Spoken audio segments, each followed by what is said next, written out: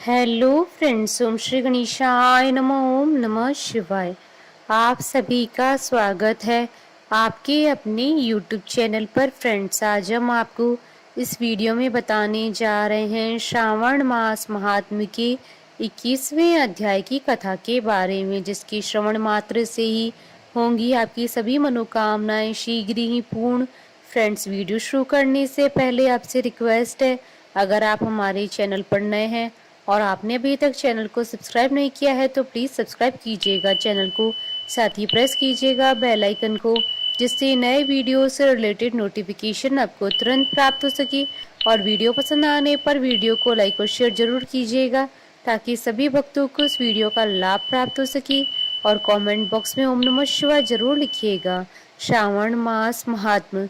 सभी प्रकार के विघ्नों का नाश करने वाले तथा सारी सृष्टि का पालन करने वाले श्री गणेश जी तथा ज्ञान की दाता देवी श्री सरस्वती जी तथा सब पुराणों के कर्ता श्री व्यास जी तथा श्री गुरुदेव जी के चरण कमलों में नमस्कार करके भगवान की श्रद्धा और भक्ति रस में डूबे हुए श्रावण मास महात्म्य की कथा कहती हूँ। श्रावण पूर्णिमा पर किए जाने वाले कृत्यों का संक्षिप्त वर्णन तथा रक्षाबंधन की कथा। सनत कुमार बोले, हे दयानिधे, कृपा करके अब आप पूर्णमासी व्रत की विधि कहिए, क्योंकि हे स्वामिन, इसका महात्मा सुनने वालों की श्रवण इच्छा बढ़ती है। ईश्वर बोले, हे सनत कुमार, इस श्रावण मास में पूर्णिमा तिथि को उत्सर्जन तथा उपाकर्म संपन्न होते हैं। पौष की पूर्णिमा तथा माघ की पूर्णिमा तिथि उत्सर्जन कृत्य के लिए होती है, अथवा उत्सर्जन कृत्य हेतु पौष की प्रतिपदा अथवा माघ की प्रतिपदा तिथि विहित है, अथवा रोहिणी नामक नक्षत्र उत्सर्जन करते के लिए प्रशस्त है, अथवा अन्य कालों में भी अपनी अपनी शाखा के अनुसार उत्सर्जन तथा उपाकर्म दोनों का साथ साथ करना उचित माना गया है। अतः श्रावण मास की पूर्णिमा को उत्सर्जन कृत्य प्रशस्त होता है। साथ ही ऋग्वेदियों के लिए उपाकर्म हेतु श्रवण नक्षत्र होना चाहिए। चतुर्दशी, पूर्णिमा अथवा प्रतिपदा तिथि में जिस दिन श्रवण नक्षत्र हो, उसी दिन ऋग्वेदियों को उपाकर्म करना चाहिए। यजुर्वेदियों को उपाकर्म पूर्णिमा में और सामवेदियों का उपाकर्म हस्त नक्षत्र में होना चाहिए। शुक्र तथा गुरु के अस्त काल में भी सुखपूर्वक उपाकर्म करना चाहिए, किंतु इस काल में इसका प्रारंभ पहले नहीं होना चाहिए, ऐसा शास्त्र विदों का मानना है। ग्रहण तथा संक्रांति के दूषित काल के अनंतर ही इसे करना चाहिए। हस्त नक्षत्र युक्त पंचमी तिथि में अथवा भाद्रपद पूर्णिमा तिथि में उपाकर्म करें। अपने अपने ग्रह सूत्र के अनुसार उत्सर्जन तथा उपाकर्म करें। अधिक मास आने पर से शुद्ध मास में करना चाहिए। ये दोनों कर्म आवश्यक है, अतः प्रत्येक वर्ष इन्हें नियम पूर्वक करना चाहिए। उपाकर्म की समाप्ति पर द्विजातियों के विद्यमान रहने पर स्त्रियों को सभा में सभा दीप निवेदन करना चाहिए। उस दीपक को आचार्य ग्रहण करे या किसी अन्य ब्राह्मण को प्रदान करे। दीप की विधि इस प्रकार है। स्वर्ण, चांदी अथवा तांबे के पात्र में सेर भर गेहूं भरकर गेहूं के आटे का दीपक बनाकर उसमें एक दीपक को जलाएं। वह दीपक घी से अथवा तेल से भरा हो और 3 बत्तियों से युक्त हो। दक्षिणा तथा तांबूल सहित उस दीपक को ब्राह्मण को अर्पण कर दें। दीपक की तथा विप्र की विधिवत पूजा करके इस मंत्र का उच्चारण करें। सदशिण तांबूल सभा दीपोय मुतमम अर्पितो देव देवस्य मम संतु मनोरथा। दक्षिणा तथा तांबूल से युक्त यह उत्तम सभादीप मैंने देव देव को निवेदित किया है।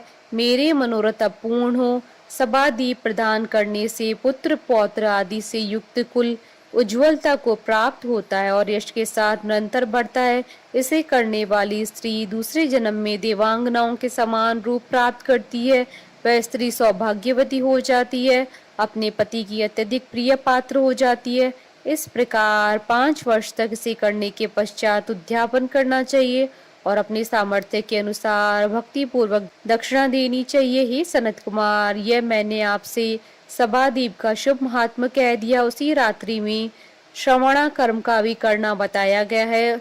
उसके बाद वहीं पर सर्प बलि की जाती है। अपना अपना ग्रह सूत्र देखकर ये दोनों ही कृत्य करने चाहिए।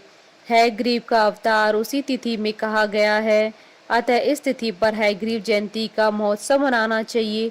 उनकी उपासना करने वालों के लिए उत्सव नित्य करना बताया गया है। श्रावण पूर्णिमा के दिन श्रवण नक्षत्र में भगवान श्री हरि हयग्रीव के रूप में प्रकट हुए और सर्वप्रथम उन्होंने सभी पापों का नाश करने वाले साम वेद का गायन किया। उन्होंने सिंधु और वित्सता नदियों के संगम स्थान में श्रवण नक्षत्र में जन्म लिया था। अतः श्रावणी के दिन वहां स्नान करना सभी मनोरथों को पूर्ण करने वाला होता है।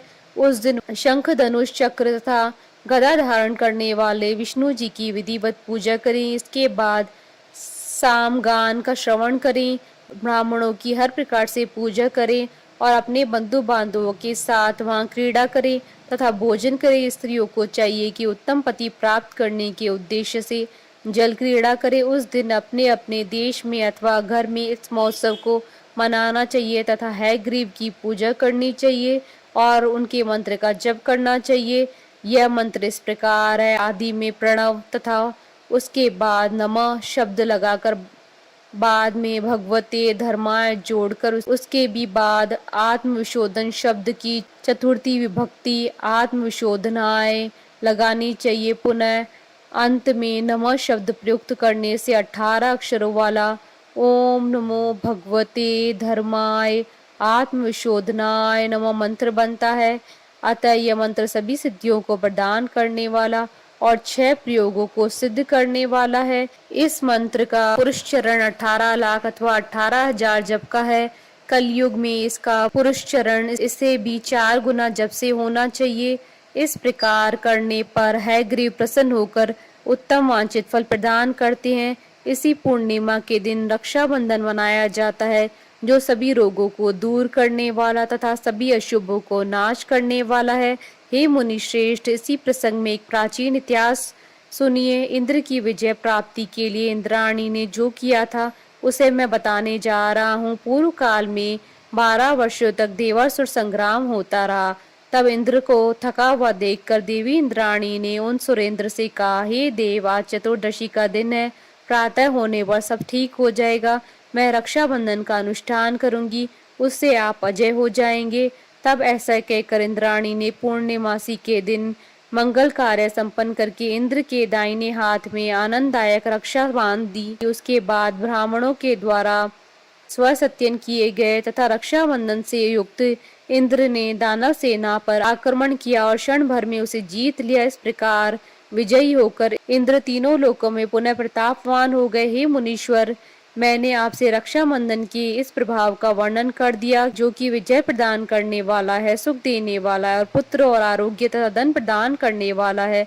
सनत कुमार बोले, हे देव श्रेष्ठ, यह रक्षाबंधन किस विधि से, किस तिथि में तथा कब किया जाता है? हे देव, कृपा करके इसे बताएं। हे भगवान, जैसे जैसे आप अद्भुत बातें बताते जा रहे हैं, वैसे वैसे अनेक अर्थों से युक्त कथाओं को सुनते हुए मेरी तृप्ति नहीं हो रही है। ईश्वर बोले, बुद्धिमान मनुष्यों को चाहिए कि श्रावण का महीना आने पर पूर्णिमा तिथि को सूर्योदय के समय श्रुति स्मृति के विधान से स्नान करे। उसके बाद संध्या जप आदि करके देवताओं, ऋषियों तथा पितरों का तर्पण करने के बाद स्वर्णमय पात्र में बनाई गई स्वर्ण सूत्रों से बंधी हुई मुक्ता आदि से विभूषित विचित्र तथा स्वच्छ रेशमी तंत्रों से निर्मित विचित्र ग्रंथियों से सुशोभित पद्म गुच्छों से अलंकृत और सर्षप तथा अक्षतों से गर्भित एक अत्यंत मनोहर रक्षा अथवा राखी बनाए। उसके बाद कलश स्थापना करके उसके ऊपर पूर्ण पात्र रखे और पुनः उस पर रक्षा को स्थापित कर दें। उसके बाद रम्य आसन पर बैठकर सुहृद जनों के साथ, वरांगनाओं के साथ नृत्य गान आदि तथा क्रीड़ा मंगल कृत्य में संलग्न रहे। इसके बाद यह मंत्र पढ़कर पुरोहित रक्षा बंधन करे। जिस बंधन से महान बल से संपन्न दानवों के पति राजा बलि बांधे गए थे, उसी से मैं आपको बांधता हूँ। हे रक्षी, चलायमान मत हो। ब्राह्मणों, क्षत्रियों, वैश्यों, शूद्रों तथा अन्य मनुष्यों को चाहिए कि यत्न पूर्वक ब्राह्मणों की पूजा करके रक्षाबंधन करे। जो इस विधि से रक्षाबंधन करता है वह सभी दोषों से रहित होकर वर्ष पर्यंत सुखी रहता है। विधान को जानने वाला जो मनुष्य शुद्ध श्रावण मास में इस रक्षाबंधन के अनुष्ठान को करता है, वह पुत्रों, पौत्रों तथा स्वर्ग जनों के सहित 1 वर्ष भर अत्यंत सुख से रहता है। उत्तम व्रत करने वालों को चाहिए कि भद्रा में रक्षा बंधन न करें, क्योंकि भद्रा में बांधी गई रक्षा विपरीत फल देने वाली होती है। इस प्रकार श्री स्कंद पुराण के अंतर्गत ईश्वर सनत कुमार संवाद में श्रावण मास महात्म्य में उपाकर्मोत्सर्जन, श्रावण करम, सर्प बलि समाधि, हयग्रीव जयंती, रक्षा बंधन विधि कथन नामक 21वां अध्याय पूर्ण हुआ। बोलिए भगवान शंकर माता पार्वती जी की जय। हमारे साथ इस वीडियो में अंत तक बने रहने के लिए आपका धन्यवाद। ओम श्री गणेशाय नमः। ओम नमः शिवाय।